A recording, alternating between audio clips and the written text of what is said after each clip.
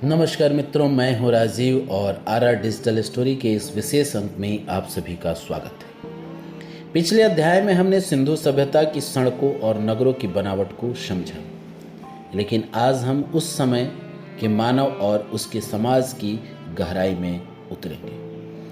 प्रतियोगी परीक्षा की तैयारी कर रहे छात्रों के लिए यह भाग इसलिए महत्वपूर्ण है क्योंकि यह हमें उस समय की सामाजिक विचारधारा और संवेदनशीलता से परिचित करवाता है। सिंधु घाटी सभ्यता का समाज आज की तरह वर्ण आधारित नहीं बल्कि कर्म और व्यवसाय पर आधारित है। पुरातात्विक साक्ष्यों, विशेषकर भारी मात्रा में मिली स्त्री मृत मूर्तियों के आधार पर विद्वान इस निष्कर्ष पर पहुंचते हैं कि यह एक मातृ सत्तात्मक समाज था, जहां परिवार और समाज में महिलाओं की स्थिति अत्यंत सम्मानजनक और केंद्रीय थी।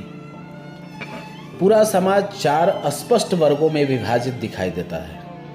प्रथम वर्ग विद्वानों का था, जिसमें पुरोहित, ज्योतिषी और वैद्य शामिल थे। द्वितीय वर्ग योद्धाओं का था, जिनका उत्तरदायित्व दुर्ग और नगर की सुरक्षा करना था। तृतीय वर्ग व्यापारियों और शिल्पियों का था। यह वर्ग सबसे समृद्ध और प्रभावशाली था क्योंकि यह सभ्यता व्यापार प्रधान थी। चतुर्थ वर्ग श्रमिकों का था, जो नगर की व्यवस्था और उत्पादन के कार्यों में संलग्न थे। यह विभाजन उस समय के एक सुसंगठित सामाजिक प्रबंधन को दर्शाता है।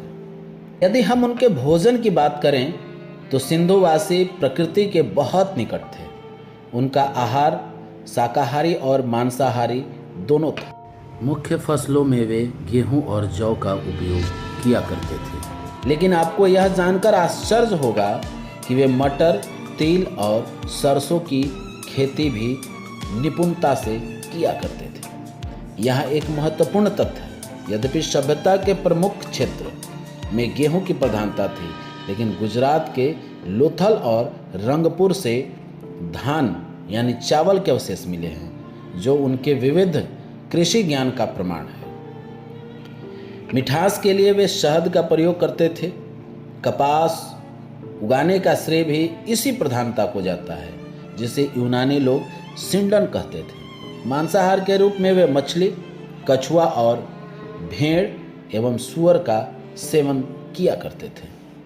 हिंदू वासियों का सौंदर्य बोध आज के आधुनिक समाज से बहुत मिलता जुलता था।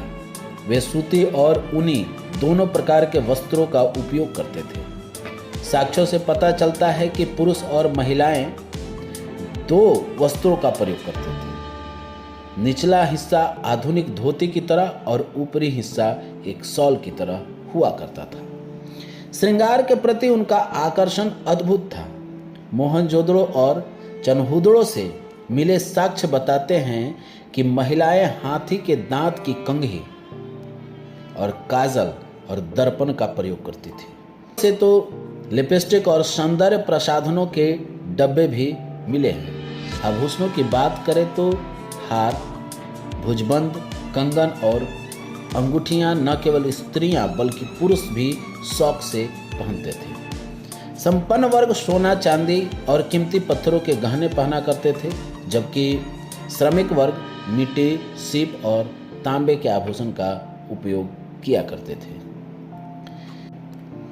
उनका जीवन केवल कठोर परिश्रम तक सीमित नहीं था। वे एक आनंद प्रिय समाज थे। मनोरंजन के लिए उनका सबसे प्रिय साधन पासे का खेल था। इसके अलावा वे नृत्य और संगीत के भी शौकीन थे। मोहनजोदड़ो से मिली कांस्य नर्तकी की मूर्ति उनके इसी कलात्मक प्रेम का सर्वोच्च उदाहरण है। बच्चों के लिए मिट्टी की गाड़ियाँ, सीटी और झुनझुने बनाए जाते थे, जो उनके तकनीकी और रचनात्मक पक्ष का बोध कराता है। अंत में उनके मृत संस्कारों पर चर्चा करना आवश्यक है, क्योंकि यह उनके आध्यात्मिक चिंतन को दर्शाता है। यहाँ 3 प्रकार के संस्कार प्रचलित थे। पूर्ण समाधिकरण, जहाँ शव को उत्तर दक्षिण दिशा में गाड़ा जाता था। आंशिक समाधिकरण, जहाँ शव को पहले प्रकृति के लिए छोड़ दिया जाता था। और दाह संस्कार, विशेष रूप से लोथल में मिले युग्म समाधान एक रहस्यमयी और विशिष्ट प्रथा की ओर संकेत करते हैं। संक्षेप में कहें तो सिंधु सभ्यता का सामाजिक ढांचा शांति, सह अस्तित्व और संपन्नता का एक अनूठा संगम था। यह समाज युद्ध के स्थान पर व्यापार को और अंधविश्वास के स्थान पर व्यवसाय को प्राथमिकता देता था। आशा है कि यह विश्लेषण आपकी परीक्षाओं और ज्ञान के लिए अत्यंत उपयोगी सिद्ध होगा। अगले भाग में हम आपके लिए सिंधु घाटी सभ्यता के आर्थिक जीवन और व्यापारिक संबंधों की चर्चा करेंगे। तब तक के लिए धन्यवाद। जुड़े रहिए RR डिजिटल स्टोरी के साथ।